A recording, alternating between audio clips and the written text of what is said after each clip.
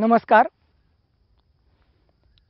मंडळी, इतिहास हा अनुभव आणि अभ्यास किंवा आठवणी यांच्या रूपाने चालत असतो. पण अनेक लोकांनी तो काळ अनुभवलेला असतो. त्यांच्या अनुभवामुळे त्या इतिहासाचं एक सुंदर रूप आपल्यासमोर येऊ शकत असतं. परंतु आपण अभ्यासाकडे जास्त लक्ष देतो आणि ह्या अनुभव कथनाकडे जरासं दुर्लक्ष करतो. पण जेव्हा काळ या अनुभवाच्या रूपाने आपल्यासमोर उलगडला जात असतो तेव्हा इतिहासाचा एक नवा पैलू आपल्यासमोर येतो. काळानं आपल्या ठेवणीमध्ये इतिहासाची जी सुंदर वस्त्र ठेवलेली असतात त्या ठेवणीतल्या वस्त्रांना या अनुभवाचा एक दर्प असतो. आणि हा दर्प आपल्यासमोर जेव्हा उलगडला जातो तेव्हा त्यांना लाभलेला उजाळा आणि तो दर्प आपल्याला एक वेगळाच अनुभव देऊन जातो. अशाच गोष्टींना उजाळा देऊन आपण इतिहासाचं एक नवीन अंग, नवीन रूप आणि नवीन दर्शन करू शकतो. म्हणूनच ज्या लोकांनी हा सुंदर भारदस्त इतिहास घडत असताना बघितलेला आहे त्या लोकांच्या अनुभवाच्या माध्यमातून आपण या इतिहासाचं वेगळं रूप पाहण्यासाठी उजाळा हा उपक्रम सुरू करीत आहोत. सुंदरबाई विश्वासराव सावरकर, स्वातंत्र्यवीर विनायक दामोदर सावरकर यांच्या या स्नुषा. स्वातंत्र्यवीर सावरकरांचे यज्ञकुंडातील धगधगणारे जीवन आपणा सर्वांसमोर आहेच आणि ते आजही राष्ट्राच्या हितार्थ उपयुक्त आहे. परंतु त्यांच्या जीवनातील काही अकथित प्रसंग आज आपण जाणून घेणार आहोत. 1951 साली सावरकर घराण्यात लक्ष्मीच्या पावलांनी प्रवेश केलेल्या सुंदरबाई या आजही त्या आठवणींविषयी भरभरून बोलतात. स्वातंत्र्यवीर सावरकर, माई आणि एकूण त्या काळाबद्दल बोलताना त्यांच्या चेहऱ्यावर तो उत्साह दिसून येतो. एक सामान्य मुलगी ते सावरकर या राष्ट्रविचारात आपलं सर्वस्व अर्पण केलेल्या घराण्यातील सून हा प्रवास त्या भरभरून कथन करतात.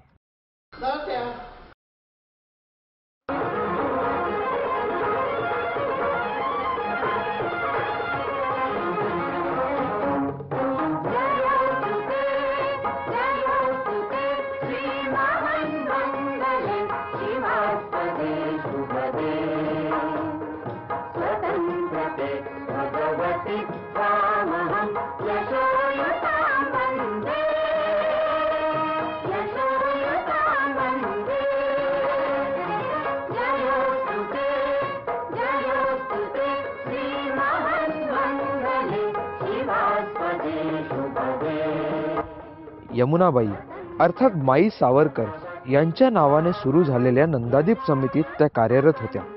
तसेच शुद्धीकरणातही त्यांनी सहभाग घेतला होता. चला तर मग ऐकूया सावरकर घराण्यातील स्त्रीरत्नांपैकी एक अशा या सुंदरबाई सावरकरांना. माझे काका जोशी म्हणून होते आणि त्यांचे नाते करमरकर असे दोघे मित्र होते. मग ते सहज एकदा आम्ही गणपतीच्या खाली खेळत होतो मांडवामध्ये. मग त्याने मला बघितलं. म्हणे त्यांचं नाव मोरू होतं. मोरू जरा म्हणे ही कोण आहे? तर म्हणे माझी पुतणी, माझ्या ओळखीचा एक मुलगा आहे म्हणे, कळलं का? तर त्याच्यासाठी मी विचारतो म्हणे तुम्हाला. मग माझे काका म्हणाले हो तुम्ही मोठे नाही आमचं कसं काय जमणार नाही का. म्हणून ते म्हणे आपण घरी तर जाऊन भेटवतात आहे ना. मग ते बोलले माझ्याशी, आमच्याकडे पाहुणे रावणे येतात, तुला सवय आहे का? म्हणजे सार्वजनिक लोक. हो म्हटलं आहे, आमच्याकडे एकत्र कुटुंब सारखे पाहुणे येतात, सवय आहे मला पाहुण्याची. ती नणंद तिकडे दिल्लीला होती तर तिला मे महिन्यात सुट्टी असते मुलांना. म्हणून ते म्हणाले मे महिन्यापर्यंत आपण थांबू. मध्ये मध्ये मी येत असते कधी माईना भेटायला. सहज त्याने विचारलं तुला कसले दागिने आवडतात? म्हणजे म्हटलं कुठचेही तुम्ही द्याल ती आवडतात मला. म्हणजे असं हिऱ्याचे मोत्याचे असं विचारत असते. म्हटलं कुठलेही चालते. नाही काय नाही म्हणजे आम्हाला पसंत आहे मुलगी, आपण आता पुढे बोलणी करू. तर म्हणे मी काही हुंडा वगैरे घेणार नाही आणि आमची फक्त 20 माणसं येतील, बाकी तुम्ही बोलू. मग आमची बरीच होती माणसं, त्यांची फक्त 20. माझं 15 मेला लग्न झालं 51 साली. तर त्याला जरा बरं नव्हतं म्हणून ते येऊ शकले नाही. पण माईन प्रभाताई आलं होतं. प्रभाताईने देवक ठेवलं आमचं, माधवराव आणि प्रभाताई. आणि संध्याकाळी आम्ही परत आलो. म्हणजे जास्त काही हे नाही गडबड, साध्या टॅक्सीतून आलो. म्हणजे असं रुबाब फुलं बिलं असं काही नव्हतं. लग्नानंतर सगळं माहेरीच झालं माझं, मंगळागौर पूजा. कारण इथे करायला कोण नव्हतं ना, माई वयस्कर, तिकडेच केलं सगळं. माझी मुलगी विदुला, हिचा जन्म 20 जून 1953 साली गिरगावच्या ब्राह्मण सभेत झाला. सगळ्यांना आनंद झाला. सगळं थाटात वगैरे बारसं केलं, नाव ठेवणं. पण ती फोरटला होती ना, मी वाढदिवस मोठा केला घरी आल्यावर. पाळण्यात वगैरे झोपायची ना, 3 महिने तरी होती. तर त्यात येऊन फेरी मारून बघून जायचे तिला. तर म्हणे हिच्याकडे बघितलं की मला आईचा भास होतो असं म्हणा, नेहमी म्हणायचे. चक्कर रोज मारायचे. पौराण्यातले 6 होता ना संजय मुलगा, तो लढाईवर गेला होता आणि परत आला. तर त्याची आई म्हणाली, परत जा आणि जिंकून ये. ते त्यांना आवडलं म्हणून ठेवलं. असे ते दुपारी अशी खेळत बसायची ना, ते बघत बसायचे. असे साडीवर गुंडाळत जायचे ना, तसं बघत बसायचे. तेव्हा ती ह्या शाळेत होती, नागरिक संघात. म्हणजे पहिली आणि दुसरी असते ना तिथे. मग परीक्षेला तिचा पहिला नंबर आला. मग ती धावत येऊन सांगितलं, त्याचा माझा पहिला नंबर, क्रमांक. वा वा मग म्हणे आता पेढे आणा, वाटा सगळं. आनंद झाला. पण त्यांच्याकडे आधी कोणी आलं नसेल पहिलं, सांगता येत नाही, नाही का. तर तिला म्हणे सोडायला जातो इथे बालमंचात. तर तिला जरा लाज वाटायची, आता मी मोठी कशाला येते, लोक असतील ना. नाही मग मी जायची बाई, ओरडतील म्हणून. ते वरून बघायचे गेले की नाही. पण आमचं ऑपरेशन झालं. ह्या कर्मक म्हणून होते डॉक्टर. तर आमच्या हे गेले आणि ती गेली, मी काही गेली नव्हती. पण मला जरा वाटलं आपण जावं आपल्या मुलीच्या आई, म्हणून मी गेली बघायला. पण थोडा त्यानं राग आला, तू कशाला जाते.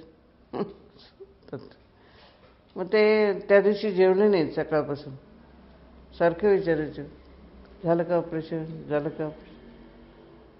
मग संध्याकाळी 6:30ला झालं ऑपरेशन. मग ती घरी आली. तर त्याने म्हणजे मायलेसातलं ओवाळ तिला. एरवी कधी नसतं त्यांचं लक्ष. ते शांता म्हणून त्यांची नोकर होती, तिला सगळं हिची दृष्टी काढून टाक. हे सदया गणयाता, हे सदया गणयाता. तेव्हा मी नव्हती खरी, पण इथे ते गणपती बसायचे. आणि सगळ्या कुंड्या वगैरे आणून असे लावायचे, आरती म्हणायची. तर ते आपल्या एकदाच आरतीला आले ते. पण बाकी सगळी त्यांची अशोक सगळी त्यांची मुलं यायची आरतीला. तर विदुलाने पण एकदा छोटा गणपती आणला होता खेळातला विदुलाने. तर ते गणपती आणू ना, ते एवढासा आणला. हा काय म्हणे एवढासा, हा नको मला, मोठा पाहिजे. मोठी झाली.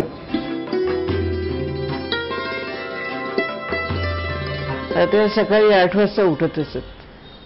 नंतर तोंड वगैरे धुवून झाल्यावर चहा प्यायला आत येऊन बसायचे, पाटावर बसायचे. आणि तिथे चहा वगैरे झाला की उकडलेलं अंड आणि पाव असं खायचे. हां, नंतर थोड्या वेळाने उठायचे आणि स्वतः तांब्या मांड्या आपण उचलायचे आणि मग हात धुवायला मोरी जायचे. मग थोड्या वेळाने खोली जायचं, आपल्या त्यांची खोली होती ना तिकडे. आणि व्यायाम करायचे, डंबेल्स, आणखी त्या जोड्या असतात ते जोड्या, हां ते खेळत असतात. थोड्या वेळ वर्तमानपत्र वाचायचे. आणि त्याच्यात काय काय अशा बातम्या आल्या, कोण जळालं, कोणाचं हे झालं, तर ते आम्हाला पाठवायचे, तुम्ही सावध राहा म्हणून. आणि मग नंतर बराच वेळ झाला की आंघोळीला जायचे 12 वाजता. कधी कधी म्हणायचे मी आंघोळ करणार आहे, पाणी टाकून ठेवा. कधी म्हणे मी आता करत नाही. म्हणजे कंटाळायचं ते, पण करायचे नाही मी. मग तिथे स्वतः तेल लावून आंघोळ करायचे, मोरीत तेल न्यायचे आणि घरी आलं थोडंसं म्हणजे ध्यानस्थ बसायचे आल्यावर थोडा वेळ. मग बराच वेळ झाला की मग जेवायला जायचे खरं. तिथे गेल्यावर पण असं पाटावर बसणं, तांबे वगैरे असं. जेवण अगदी त्यांचं थोडं होतं, एवढासा भात आणि अर्धी पोळी, आमटी आणि एवढंच जेवण असे त्यांचं. कधीतरी आमटीत ताक असलं उरलेलं तर आमटीत घालून प्यायचे. मग थोडं कोणी जेवताना त्यांना कोणी बोललेलं आवडायचं नाही. स्वस्त पाहिजे, कोणी बोलतं का म्हणे. अर्धा पाऊण तासाने उठायचे, मग हात धुवून वगैरे मोरीत न्यायचे, म्हटलं ना तांब्याबरोबर न्यायचे. मग घरी जाऊन आपल्या खोली जाऊन बसायचे. आणि एक असं त्यांना जरा तपकिरीचा नाद होता, तपकिरी ओढायचं थोडंसं आणि एकांत बसायचं, कोणाशी बोलायचे नाही. मग तिथे झोपायचे, मला वाटतं 3 वाजता. दुपारी अर्धा पाऊण तास झोपायचे ते आणि 4:30ला चहा प्यायचे. परत वाचन, असंच कोणी भेटायला आलं तर भेटायचे. आणि संध्याकाळ झाली की आधी नातवंडांनी सांगायचे तुम्ही जेवून घ्या पहिले म्हणजे, आणि नंतर ते गच्चीवर जायचे स्वतः फिरायला. आम्हाला सांगायचे सगळ्यांनी जेवून घ्या, मग ते एकटे आल्यावर जेवायचे. मग जेवण झाल्यावर बसायचे वाचीत वगैरे पेपर. आणि असं त्यांना दिसायचं नाही, असं करून दिसत नव्हतं त्यांना, असं करून वाचायचं. 12पर्यंत जागे असायचे. 12ला झोपायचे, एकटेच झोपायचे, कोणी बरोबर नाही. सकाळी परत 8ला उठायचे. वाचनचा देऊ नये बरोबर. बाळाराव सावरकर म्हणून त्यांची क्लार्क होती का, त्यांना ते लिहायला बोलायचे, त्यांना ते सांगायचे. ते बाळाराव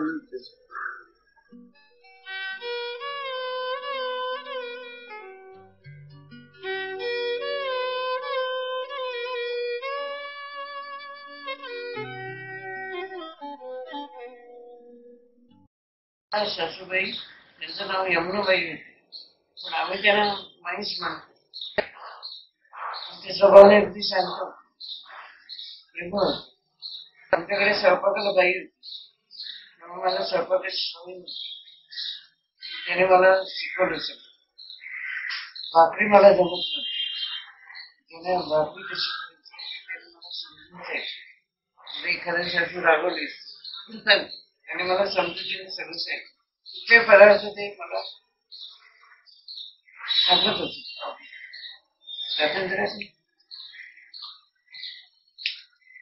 आणि त्यांना रांगोळी काढायची फार आवडत. राजीव फुलांच्या रांगोळी काढायची फार करायची. ह्याच्या रांगोळीच्या पण रांगोळी छान काढायची, बारीक चिपली होती, सुरेख रांगोळी काढायची.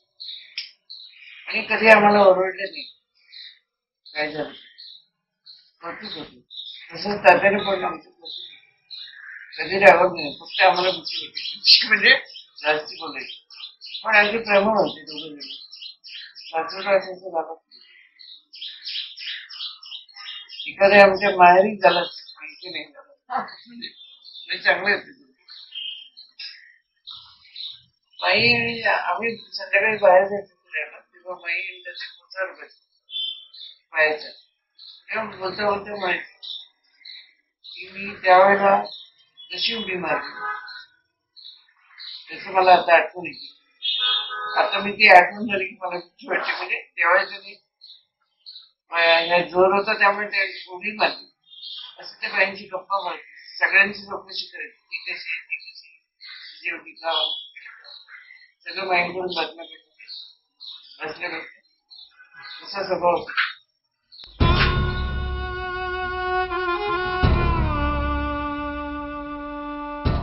साल मला आठवत नाही.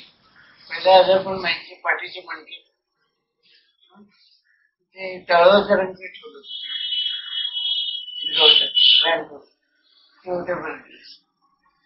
त्यांनी पट्टा लावायला घरी आणल्यावर त्यांना पट्टा लावून एक त्यांना काम करायला बाई त्यामुळे बाहेर येऊन बस.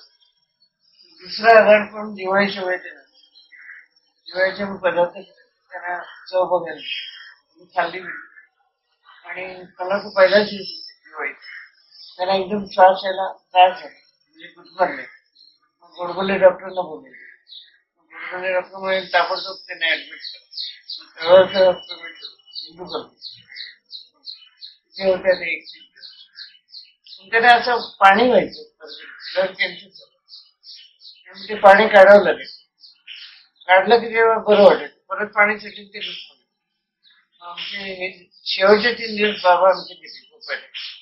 त्याच्यामुळे तू कशाला जातो बाहेर ठेवले नाही मी जाईन. 3 दिवस त्यांचं सिरियस झालं शेवटच्या दिवशी आणि आमच्या यजमान जरा मोठीच चालले. ते म्हणजे विशेष पुढे चालले जाऊ नको. त्यांना जरा काहीतरी वाटलं ते गेले नाही. तेव्हाच त्याने मांडीवर वगैरे घेतलं. 21 होते तळवलकर. मग त्यांचं सगळं घरी न्यायला दिलं नाही ते म्हणजे तिकडूनच सगळं घरी आणलं तर ते वयस्कर आणि माझी मुलगी छोटी आणि सगळे लोक भेटायला आले ते माझ्याकडे. त्यापेक्षा मी तिकडचे तिकडे त्याला तिथे गेले सगळं बायका गेले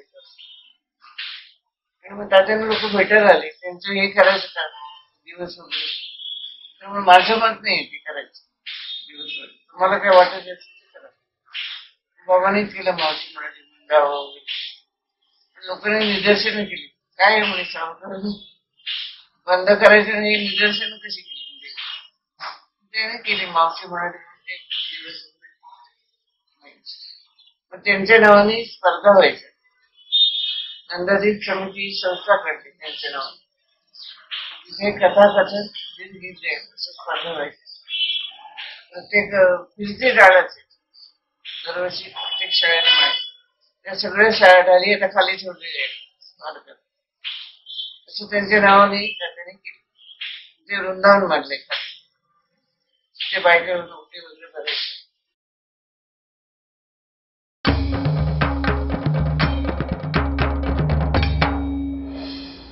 अंदमानला म्हणजे सगळे कैदीच होते ना त्यांचे. त्यामुळे मग ते काही निरोप पाठवायचे तोंडात असं कागद ठेवायचे आणि पाठवायचे. बुटात ठेवायचे कागद. मग ते लोकांना कळायचं. त्यांना कळायचं नाही ना बारे बाबाला. आणि इतकं तेलाला झोंपलं बापरे. जास्ती तेल काढलं त्यांनी सगळ्यांपेक्षा. आणि ते येताना त्यांना बाबाराव दिसले तिथे लाईनीत. अरे बाबा तू इथे असं. आणि मग त्यांनी नमस्कार केला खाली वाकून. पण ड्रेस काय होता ते एवढंच लंगोटी आणि ते घाण्याला झुमलं पडायचे 2-3 ढकलायचे. खूप त्रास काढले.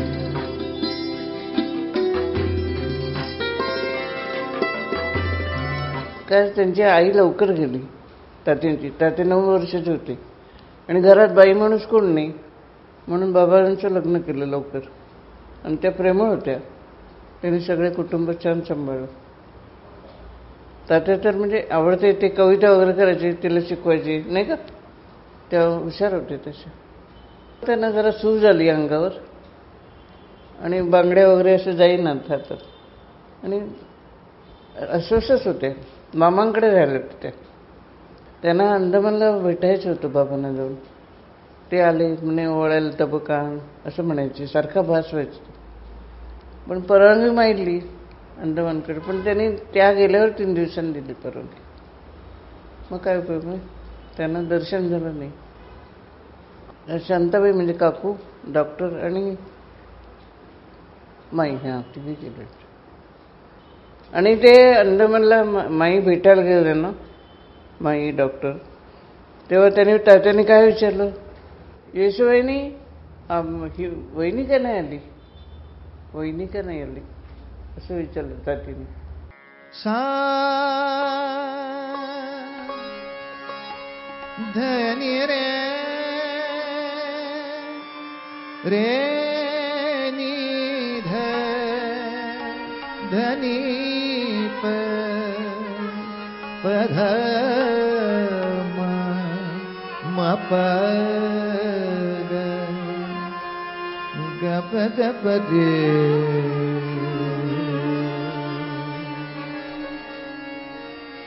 सावरकरांनी मुलाखतीच्या खोलीमध्ये पाहिलं, यमुना आली आहे, नारायण आलाय.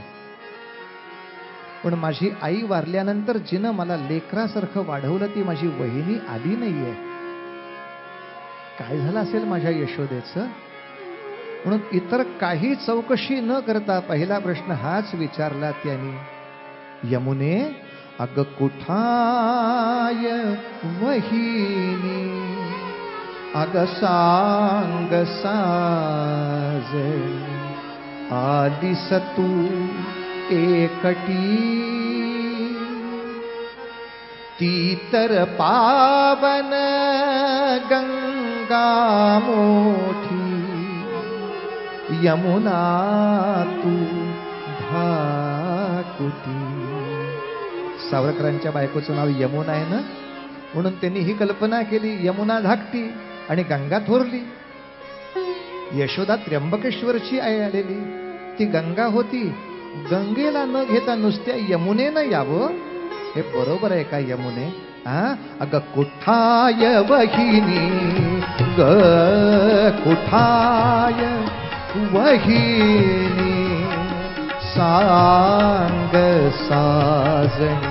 ऐका, आलीस तू एकटी, ती तर पावन गंगा मोठी, यमुना तू धाकुटी, अग कुठाय वही.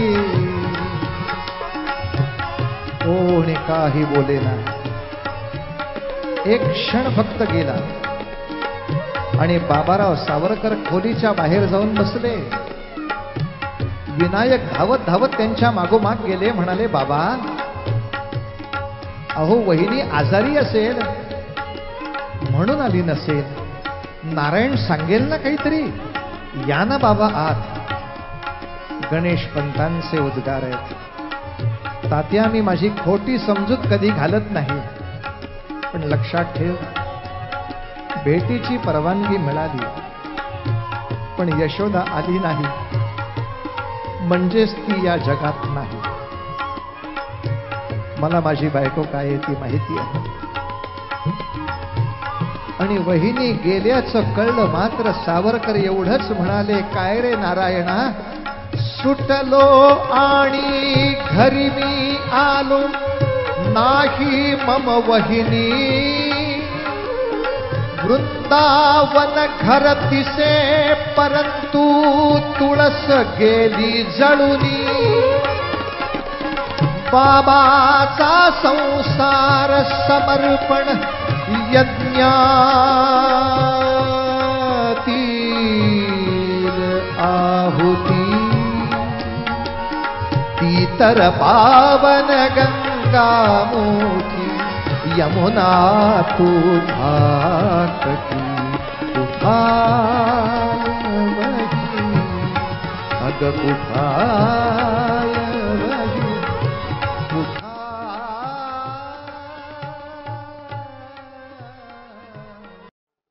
चाललं. मग मला खाऊ आणलंस का काही? काहीतरी त्याने आणलं, ते वड्या लाडू बिडू, मग ते त्याने दिले.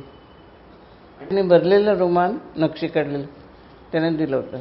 तर काय झालं, दोनच खुर्च्या दिल्या त्यांनी अंदमानला, 3 देतात ना, ह्या 3 होते. मग शांताबाईला खुर्ची नाही, मग त्या उभ्या होत्या.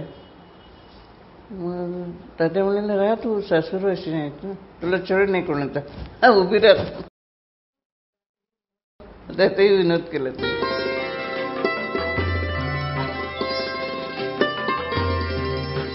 शांताबाईंनी त्यांना ओवाळलं. कोण? काकू.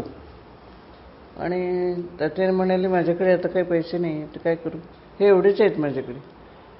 ते तुला घालतो आणि 5 रुपये म्हणजे ते खरे चांदी असायची पूर्वी, खोटे नसायचे. मग ते 5 रुपये त्यानं घातले आणि मग याची त्याने अत्तरजाणी केली, आठवण.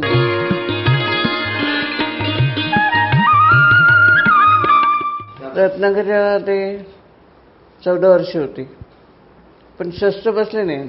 सामाजिक सुधारणा, अस्पृश्यता ह्याचं देऊळ बांधलं ना पतितपावन. तिथे एकत्र कुटुंब जेवायचे, हिंदू मुसलमान सगळ्यांनी घ्यायचे जेवण, एका पंक्तीत जेवायचे. पुष्कळ लोकांना राग यायचा, जरा शेणबीट मारायचे त्यांना, पण असं विरोध म्हणून. भागोजी कीर यांच्याकडे बराच पैसा होता, चाफ्याची फुलं विकायचे ते. मग त्यांना प्रश्न पडला, या पैशाचं मी काय करू? तर तुम्ही सांगा मला. मग त्यांनी सांगितलं, तुमच्या लोकांसाठी हे देऊळ बांधा पतितपावन, तिथे कोणी देवाच्या पायापर्यंत जाऊ शकतो. सगळे अस्पृश्य लोक वगैरे जायचे. मग त्यांनी पंगत केली होती सगळी, महार चांभार एकत्र जेवण. आणि तेव्हा तात्या महाराजच्या शेजारी जेवत बसले तिथे सहभोजन. आणि ठिकठिकाणी त्यांचे असेच चालायचे दौरे. त्याने हे पण काढलं होतं, चहाचं उपारगळ, तिथे भाजी पुरी आणि चहा द्यायचे, हिंदूंचा चहा. सगळ्यांना आग्रह करायचे, इथे घ्या या दुकानात, स्वदेशी माल वापरा सगळ्यांनी सांगायचे. आणि अस्पृश्य बायकांना स्पृश्य करून त्यांच्या ओट्या भरायच्या, माई वगैरे भरायच्या. मग लग्न लावून द्यायची त्यांची. रत्नागिरीला होते ना तिथे, त्यांचं असं पहिल्या मंडळावर हे होतं खोली, तिथे एक अशी खिडकी होती. ते तिथे लिहायला बसले ना, खालून कोण येते त्यांना दिसायचं. रस्ता होता ना, लक्ष द्यायचे कोण येते. दामल्यांकडे होते. आणि मग लोक भेटायला यायचे त्यांना, मग चहा पाणी द्यावं लागेल. तर तात्याने एकदा ते ऐकलं, चहा वगैरे द्यावा लागतो. मग त्याने सांगितलं, उद्यापासून आमच्या पाहुण्यांना चहा देऊ नका, ते असेच जातात, त्याने नाही दिलं तरी चालतं. म्हणून त्यांनी बंद केलं. तिथे आम्ही रत्नागिरी गेलो होतो ना, त्याने आम्हाला सगळं दाखवलं, बाबांची शाळा, सगळं, जेल दाखवलं, कुठे काय नाही. आणि सगळे ते शिंदे म्हणून होते बघा, शिंद्यांकडे आम्हाला दिलं. लांब आहेत ते एका बाजूला, मोठा आहे तो. मग त्याने आम्हाला अशी काजूची उसळ वगैरे पण दिली काढून.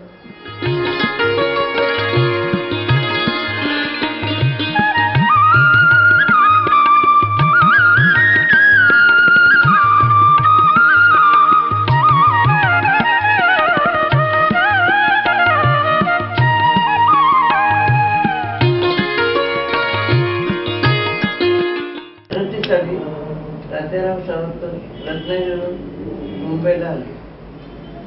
आणि सावरकर सदन त्यांना घर बांधायचं होतं, पण प्लॉट वगैरे घेतलेला होता. तोपर्यंत ते भास्कर भवनमध्ये राहत होते. तात्याराव दुसऱ्या मध्यावर आणि डॉक्टर सावरकर पहिल्या मध्यावर, असे खालीवर राहत होते. 1 वर्षाने त्यांचं घर बांधून झाल्यावर ते सर्व लोक खाली एकत्र आले राहायला, बाबाराव, डॉक्टर, तात्या. पण तात्या पहिल्यापासून वरच राहायचे, आले तर बाबा आणि डॉक्टर खालीच राहायचे.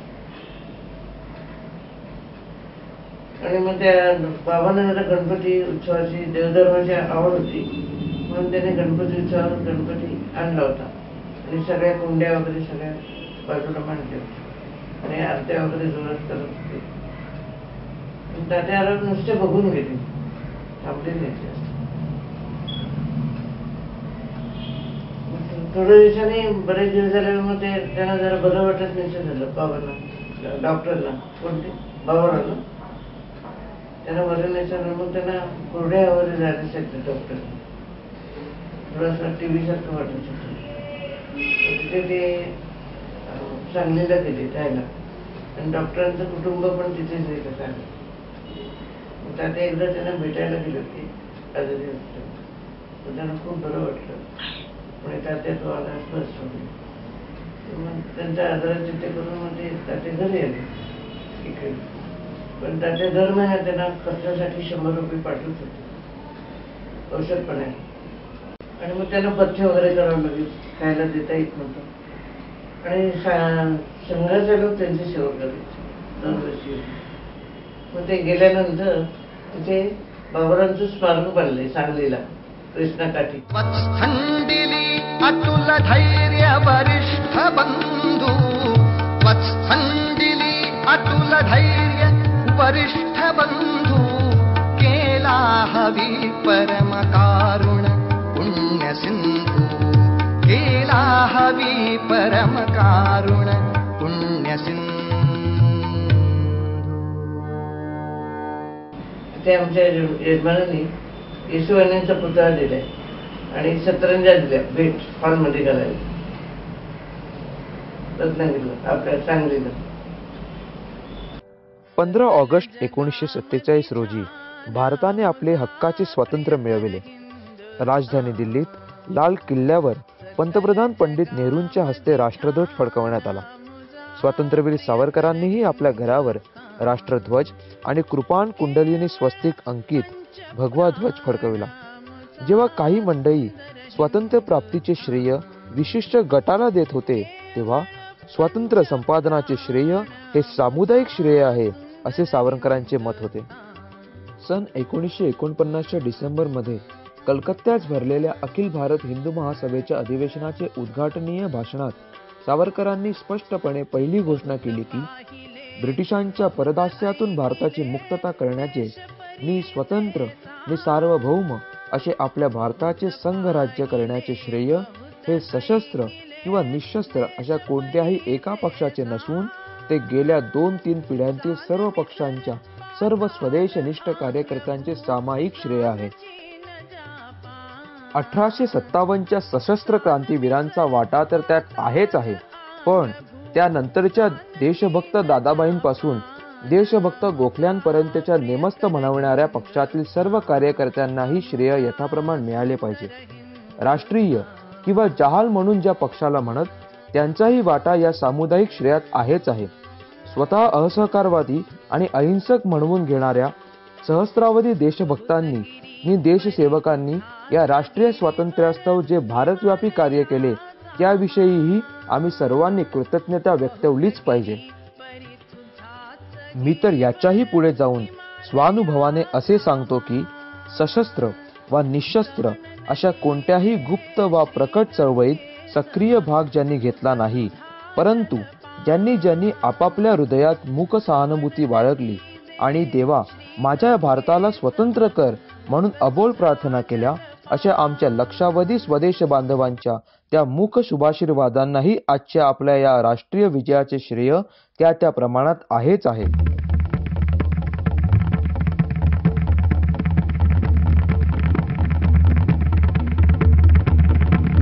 गांधीवादा दिवशी तात्यानं पकडून दिलं, अटक केली त्याच दिवशी.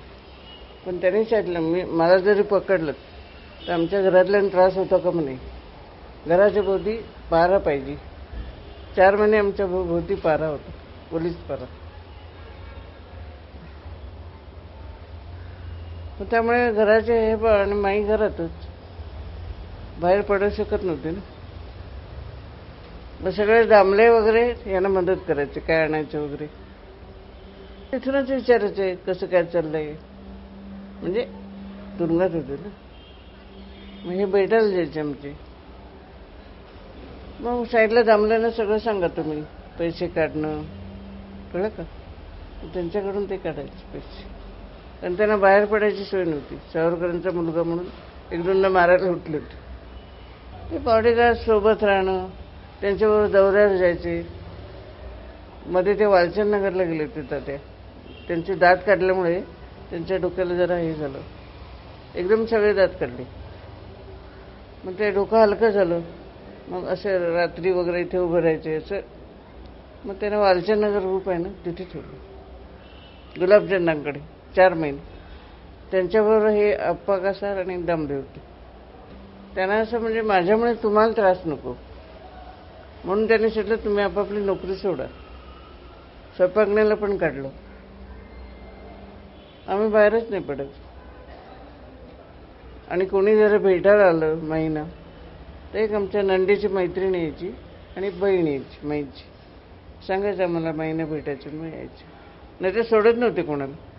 बरं, गांधीवाच्याच नाही, लग्न झालं ना ते माझ्याबरोबर पण एक गुरखा असायचा,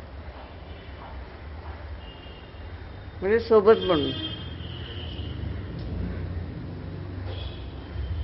हे सगळं नुकतंच गांधीवर झालं होतं ना, भीती होती सगळी.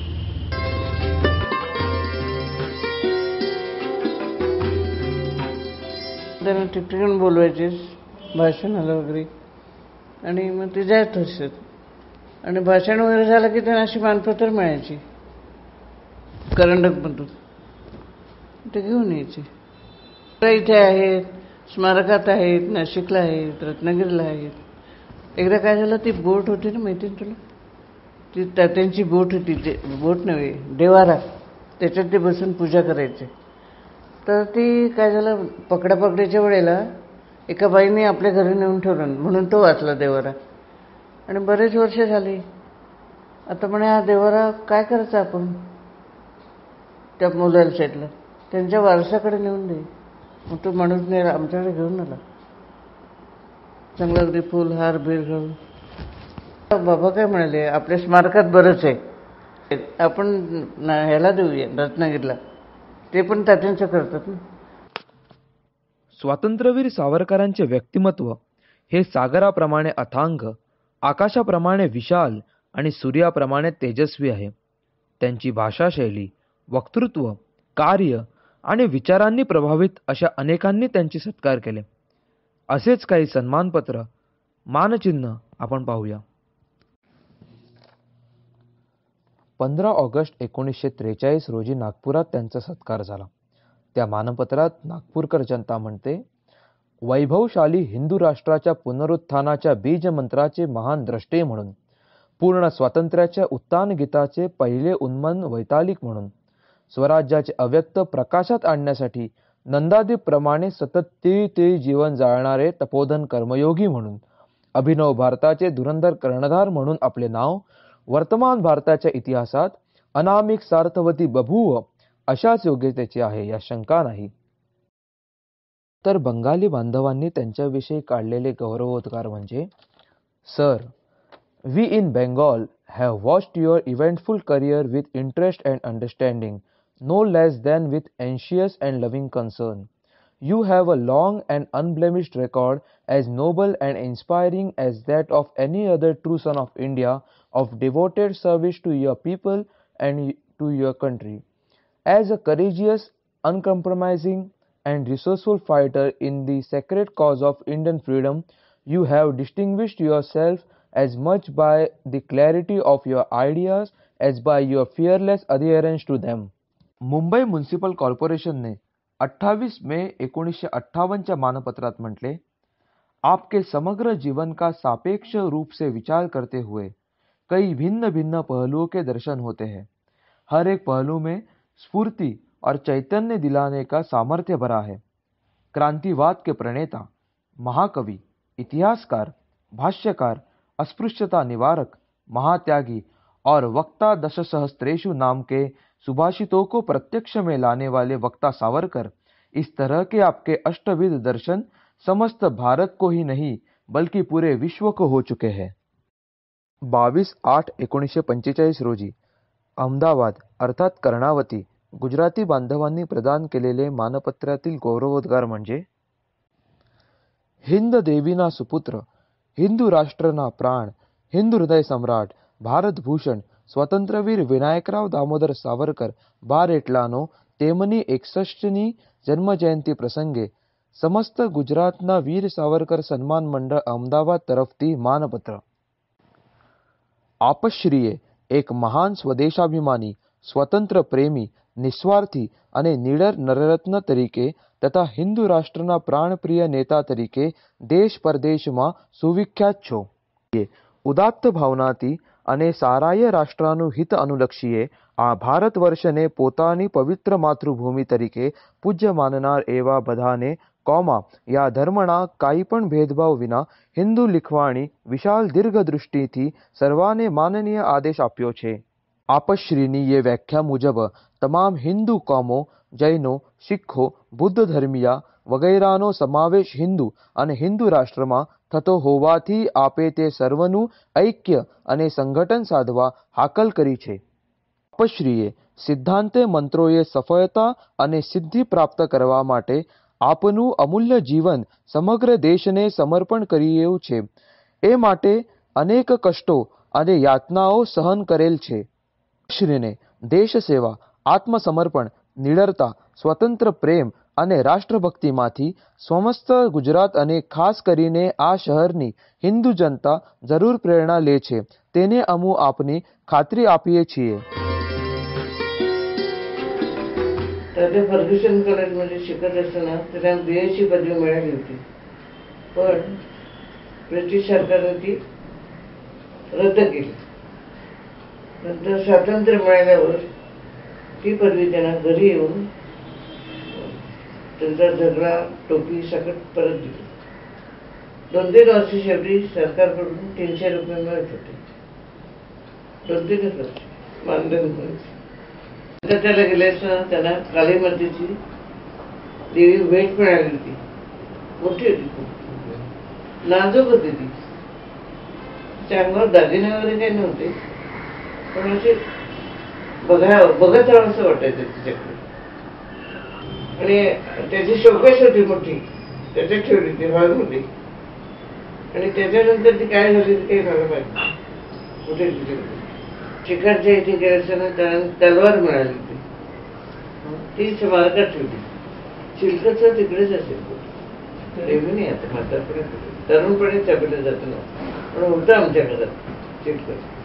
स्वतःजवळ त्यांची जंभी असायच्या पुढे जाताना, बरोबर सभेला होते. आणि सभेला जाताना ते कधी चहा प्यायचे नाहीत. आणि गाडी जर 2ची असेल तर 1:30 पासून जाऊन बसायची अर्धा तास स्टेशन. सुकामुख वाढलो. त्याला एक शिवाजीचं तोरण पण मिळालं होतं, मण्यांचं ते इथे. एवढं केलं अंडे मिळालं होतं. कसं ते पांढरं असतं ते शामरुगाचं मोठं होतं. तर देव्या पण होत्या, त्याची कपाटे आरती मोठा ते पण होते कपाटे.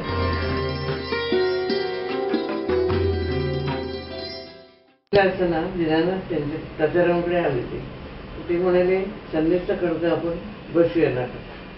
मग त्यावेळेस तात्याने दिनानाथांना सलोचनाचं काम दिलं. मग ते नाटक त्यांच्याकडून बसवून घेतलं. मग ते चांगलं झालं.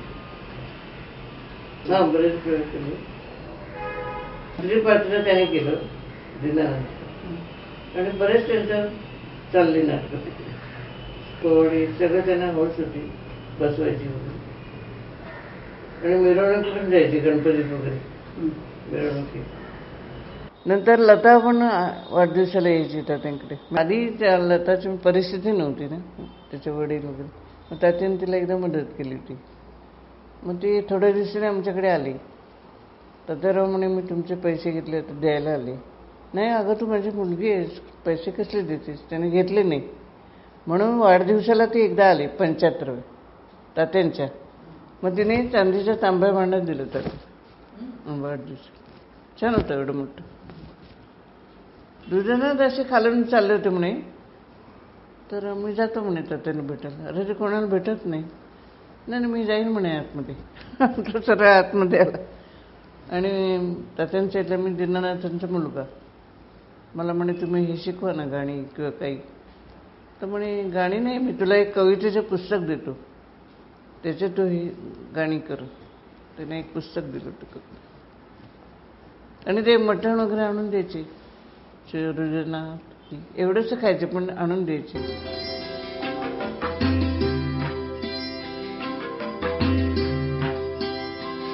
अत्र्यांचे आले होते एकदा, पण त्यांचं वाकडं होतं म्हणून एकदा त्यांनी प्रेतायत्या काढली त्यांची दारावरून. आणि मग काय त्या लक्ष दिलं नाही. आणि मग तो निवडणुकीला उभे राहिला विधानसभेचा, तेव्हा ते तात्यांना भेटायला आले, कळलं. मग त्यांनी चांगलं त्यांचा सत्कार केला, चहा पाणी. मला म्हणाले, काहीतरी यांना गोडाचं कर. शिरा वगैरे मी केला होता, त्यांना आवडला, आणखी द्या म्हणे, कळलं का. आणि मग तात्यांना त्यांनी हार घातला. मी आता विधानसभेला उभं आहे, मला आशीर्वाद द्या. आणि निवडून आल्यावर पण परत ते आले. निवडून आलं पण परत भेटायला. दैव जात दुःखे भर बाबुरावांच्या गीतरामण त्यांना फार आवडायचे. मग तात्यानं म्हणाले तुम्ही एकदा माझं ऐकायला ये ना गीतरामण. ते बरोबर 5व्या लाईनीत बसले होते आणि रामायणाची ती गाणं म्हणत होते. आणि ते सोडून जातात ना मुलांना वगैरे, ते ऐकल्यावर तात्यानं डोळ्यात पाणी आलं. ते हृदयात आपल्या बाबूजीने बघितले असं सांगतात. सुनील फडके सावरकर भक्त होते. त्यांना तात्यांच्यावर चित्रपट काढायचा होता म्हणून खूप त्यांनी मेहनत घेतली. त्यांच्या मनासारखा माणूस मिळाला तोपर्यंत ते थांबले. तात्यांचं काम करणारा गौड होता कोणतरी, त्याला घेतलं आणि नाटक छान झालं त्यांचं आणि खूप प्रचार केला. काही शाळेमध्ये फुकट दाखवला प्रचार म्हणून. पुष्कळ लोकांनी त्यांना नावं ठेवली. एवढा पैसा गोळा केला अजून आकडत नाही आणि खाल्ली ठीक आहे, पण त्यांनी स्वतः काही खाल्लं नाही. सगळे पैसे हिशोबाला चौक होते. मग ते चित्रपट काढला तर त्याने रिळाण आणली ती चित्रपटाची आणि प्लाझाला न्यायची होती. तर त्याने एक रथ आणला होता. त्याच्यात ते स्वतः बसले आणि बाबांना बसवलं. सावरकरांना वैश्वत नाही असं लोक म्हणतात म्हणून त्यांनी त्याच्यात त्यांना बसवलं. त्यांना वाटायचं याने औषध नाहीच आहे म्हणून त्यांनी त्यांना स्वतः रथात बसवलं आणि मिरवणूक काढून ते प्लाझामध्ये नेली रेळ. त्या दिवशी छान त्याने ते सागरा गाणं त्यांनी स्वतःचं पुरीचं घेतलं म्हटलेलं. धर्मानचंद्र हिंदू सभेचे अध्यक्ष होते. ते तात्यांना भेटायला एकदा आले होते. तर मी अशी रांगोळी काढली ती सुस्वागतम. तर ते पुरे म्हणे किती, पण त्याने बंद करायला घेतलं. मग तात्यानं ते भेटले आले होते.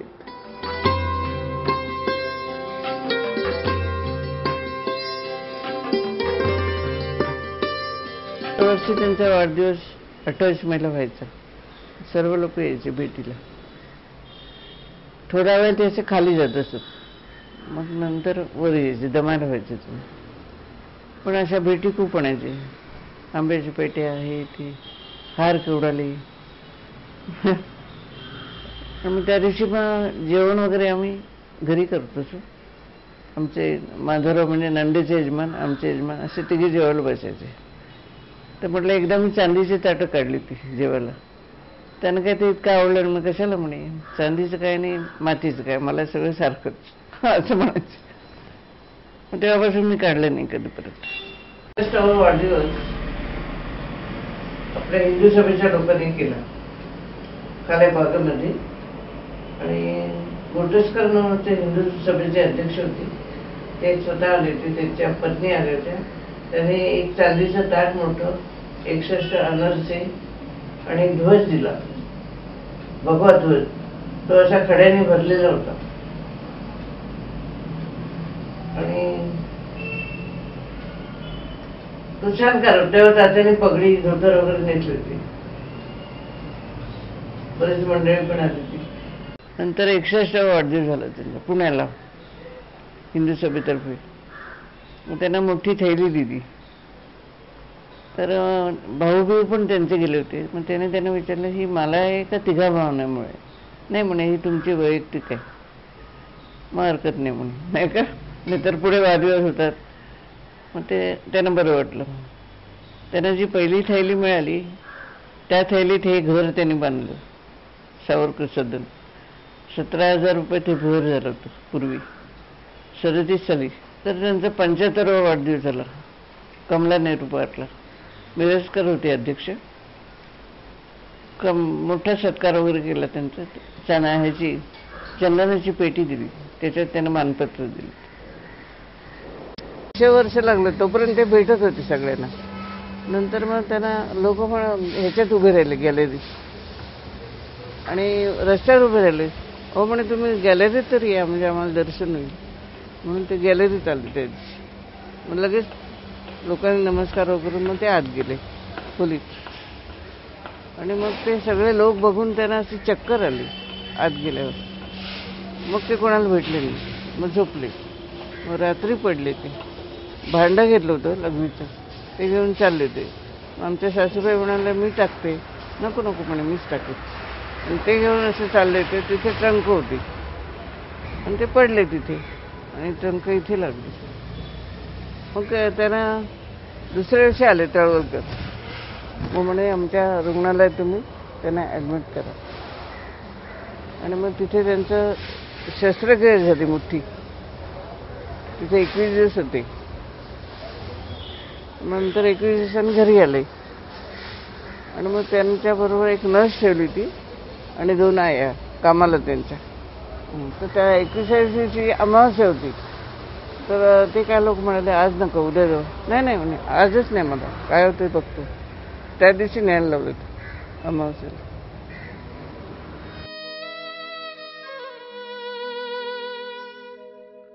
एक दिवशी बाळ म्हणे आपण जरा फिरायला जाऊया ना कुठेतरी. वरळीला गेले म्हणते. तिथे सगळ्या टोकापर्यंत गेले वरळीच्या.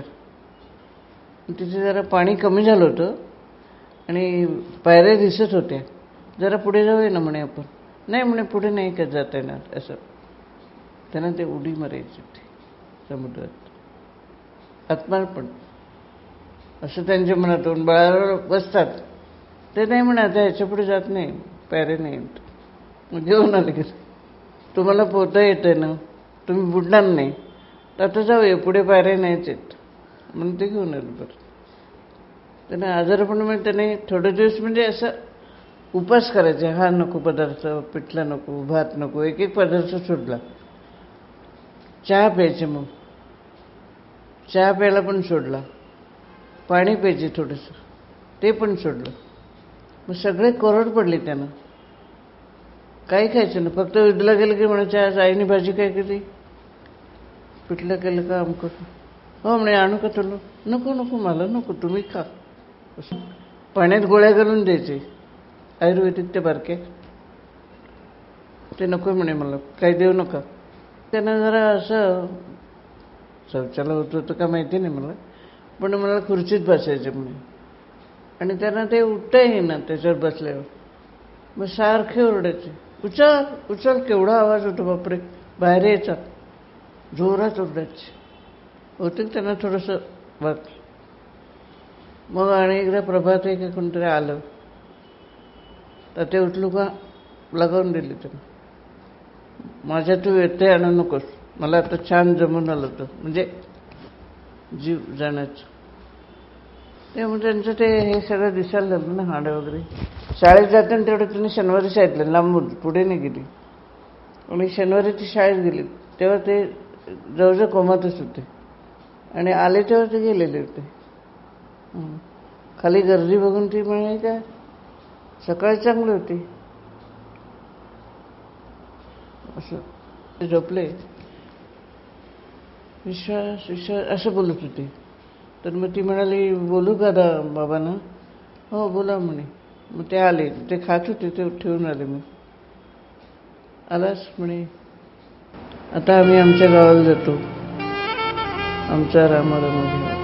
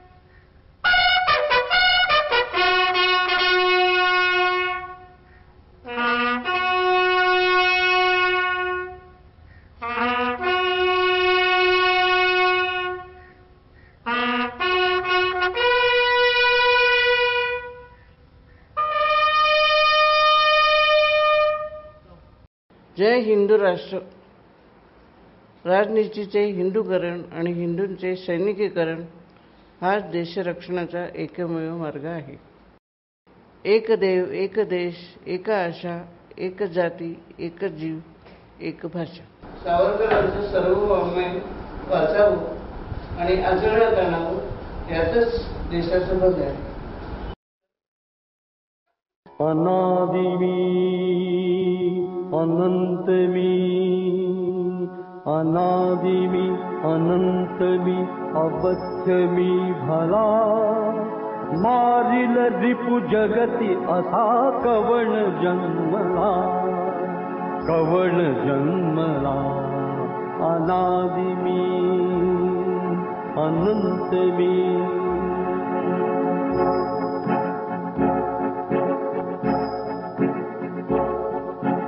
अट्टहास करीत जई धर्मधारणी, मृत्यूसीच गाठ घाल मी घुसेलणी. अग्नि जाळी मजसी ना खड्ग छेदितो, भिवुनी मला भ्याड मृत्यू पळत सुटतो. कुळारिपू तया स्वये, मृत्यूच्याची भीतीने भिवू मजसिये, भिवू मजसिये. अनादि मी अनंत मी, अनादि मी अनंत मी, अवध्य मी भला. मारिल रिपु जगती असा कवण जन्मला, कवण जन्मला. अनादि मी अनंत मी.